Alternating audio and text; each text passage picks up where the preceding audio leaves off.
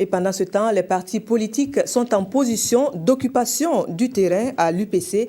Le temps est à la pause réflexion. Le staff de l'Union pour le progrès et le changement a saisi l'opportunité de la fin de l'année pour passer en revue le film de 2014 et envisager les chantiers de 2015. À l'occasion, l'UPC a réaffirmé son soutien à la transition.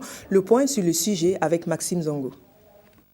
Au terme d'une année riche en activités et en événements, les militants et sympathisants de l'Union pour le progrès et le changement se sont retrouvés autour de leur président afin de jeter un regard rétrospectif sur 2014 et surtout rappeler la contribution du parti à l'avènement du tournant décisif amorcé par notre pays.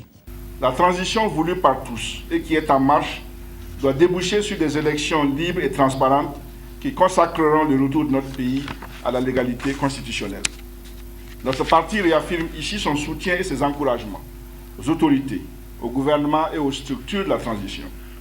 L'UPC ne ménagera aucun effort, aucun conseil pour que cette transition se déroule le mieux possible pour le bonheur des Burkinabés. Tout le souhait de l'UPC poursuivra Zéphirin Diabré, l'avènement et l'affirmation d'une démocratie inclusive dans laquelle les opinions plurielles puissent s'exprimer.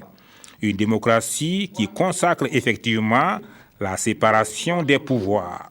Notre pays, comme tout le monde le sait, a d'abord besoin d'une vraie démocratie libérale, une démocratie républicaine et citoyenne, conforme à la philosophie des pères fondateurs du libéralisme politique.